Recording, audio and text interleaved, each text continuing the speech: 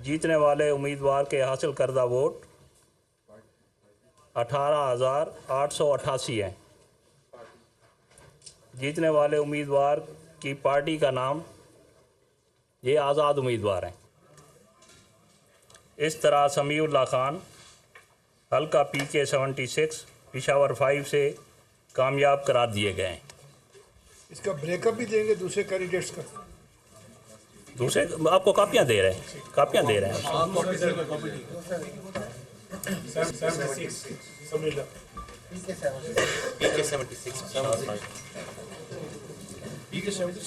उसके बाद दूसरा हमारे पास रिजल्ट है PK 6/4 का।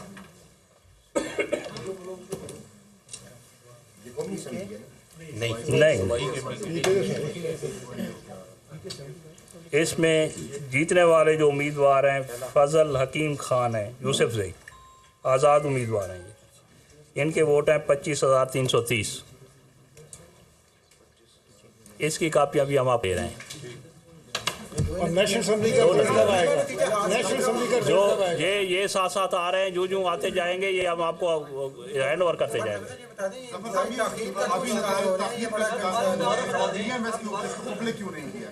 जो आ रहे हैं हमारे पास, आपको हालात तो पता है, जो आ रहे हैं उसको जो आपने सिस्टम अडॉप्ट किया था वो सिस्टम आपका सिस्टम काम कर रहा है। ये सिस्टम के तहत हमने निकाला, सिस्टम के तहत सिस्टम। ये इस्लामाबाद का रिजल्ट कब देंगे आप? लाहौर और इस्लामाबाद का वो भी आ रहे हैं, वो भी आ रहे हैं। कब तक देंगे? आ रहे हैं। वजह क्या है? इंटरनेट का मसला है जो आपको सबको पता है। आपका इंटरनेट से क्या चलेगा? इंटरनेट का आपका तो अपना सिस्टम है। सर इंटरनेट का क्या मसला है?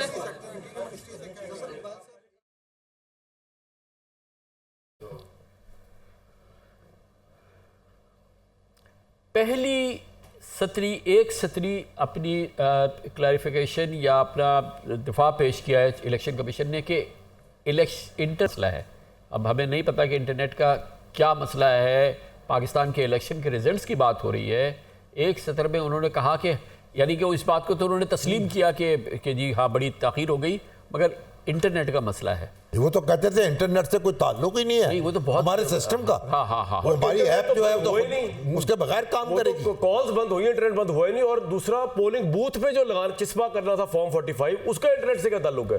नहीं तो ये ऐसा लग रहा है कि मोबाइल फोन सर्विसेज पे चल रहे हैं क्योंकि ये बंद है, अदरवाइज तो वाईफाई तो चल रहा है। 2.5 रिजल्ट सुनाया उन्होंने 8 घंटों में, और वो साथियों के सवालों को फेस नहीं कर सके। ऐसे निकले जैसे दिल में पता नहीं कुछ और। चलिए आप इंतजार कर रहे हैं। उसमें कुछ शायद 50,000 वोट काउंट हुए, 50,000 वोट अब तक काउंट हुए अगर सरकारी तौर अभी भी पंजाब का कोई रिजल्ट नहीं आया अल्हम्दुलिल्लाह। वो कह रहे आ रहे हैं। पंजाब का कोई नहीं, KP का सुनाया उन्होंने माशाल्लाह। चलिए इंतजार कर लें। अब रिजल्ट आना शुरू हुए हैं, दुआ करें कि आते चले जाएं। भाई मिस्ट्री तो रहेगी कि किया हुआ क्या? ओहो, या तो खुल जाएगी मिस्ट्री जब रिजल्ट का ट्रेंड चेंज हो जाएगा जो अभी तक का है, या अगर ना हुआ तो तब भी रहेगी कि भाई अगर कुछ भी नहीं करना था तो फिर क्या किया, ये सब कुछ रोक के। ये बात तो है क्योंकि अगर ऑर्गेनिक भी रिजल्ट्स में कहीं कोई बेहतरी आ गई और नून लीग के हवाले से, और जो आज़ाद जीत रहे थे वो कहीं हारते नजर आए, तो वो तो उसका क्रेडिट तो फिर इन 5 घंटों में चला जाएगा, इलेक्शन कमीशन को जाएगा। सलमान गानी साहब देखिए जी, बात है कि कानून साहब के जो ट्रेंड्स नज़र आए हैं वो तो बड़े क्लियर हैं। देखिए बात है कि हम समझते थे कि शायद टर्न आउट बेहतर नहीं होगा, उनको पोलिंग स्टेशन पे आने की इजाज़त नहीं होगी। अब जो ट्रेंड अभी एक शामी साहब के हमें ये तक नहीं बताया है कि टर्न आउट कितना हुआ है। यार एक मोटी बात तो बता दो कि पाकिस्तान के इस इलेक्शन का टर्न आउट कितना हुआ है। ये तो कोई रॉकेट साइंस नहीं है, ये तो आज के ज़माने में लाइव भी बताया जा सकता है कि शाम को 5 बजे बता सकते थे कि इतने लोग आए, उन्होंने वोट डाला। नंबर ऑफ वोट्स जितने रजिस्टर्ड, वो तो आप इस वक्त भी 2 बजे कब सबसे पहले तो ये बताते हैं कि आज पाकिस्तान में इलेक्शन हुआ और इसमें टर्न आउट इतना हुआ, इतने लाख इतने करोड़ वोट डाले गए। इसमें क्या पुरस्कारियत है, ये क्यों नहीं बताया गया? मतलब बुनियादी पहला नंबर बताना है कि जी के इतने लोगों ने वोट डाला और इससे टर्न आउट इतना रहा। ये अदाद शुमार तो उनके पास मौजूद है, کہ جہاں پہ کاؤنٹنگ ہوئی ہے کیا منطق ہے, کیوں نہیں بتا رہے؟ کہہ تو رہے انٹرنیٹ نہیں چل ررہا تھا ان کا نہیں چل رہا, پورے پاکستان میں انٹرنیٹ چل رہا تھا, ان کا انٹرنیٹ نہیں چل رہا تھا, اور وہ بھی انہوں نے 8 گھنٹے بعد آگے بتایا کہ مسئلہ یہ تھا. Election commission, chief election commissioner کو تو ریزائن کر دینا چاہیے, کوئی سویلائز کنٹری ہوتی نا وہاں پہ وہ ریزائن کر جاتا, چاہے یہ ٹیکنیکل نیگلیجنس بھی ہے نا تو اٹس ہز رسپانسبلٹی. اور جس طرح وہ سوئے جا کے 5-6 گھنٹے, یہ امپورٹنٹ بات ہے کہ جس طرح ہمیں یاد ہے کہ یہ جو رسماً الیکشن کمیشن پہلا نتیجہ جاری کرتا ہے وہ چیف الیکشن کمشنر خود تشریف لاتے ہیں, اور پریس ہوتی ہے, پھر اس میں اپنا وہ بتاتے ہیں.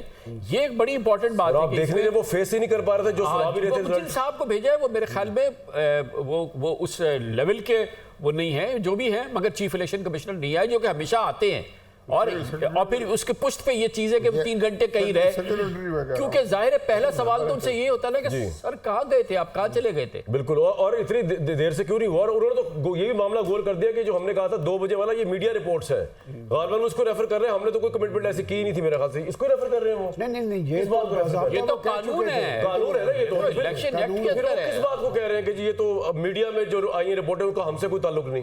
وہ ابھی ہم نے سنوایا ان صاحب کا, یا تو پھر وہ یہ کہہ رہے ہیں کہ جو نون لیگ کے یا دوسروں کا ٹرینڈ بنا ہے وہ بھی صحیح رزلٹ نہیں, اس کا بھی ہم سے کوئی تعلق نہیں, تو ہم نے رزلٹ دینا ہے اور وہ آدھے گھنٹے میں دیں گے ہم باقی کا. سمجھ نہیں آئی کیا سٹیٹمنٹ تھی یہ؟ آدھا گھنٹے سے 15 منٹ تو گزر چکے ہیں جی, 15 منٹ باقی رہ گئے ہیں.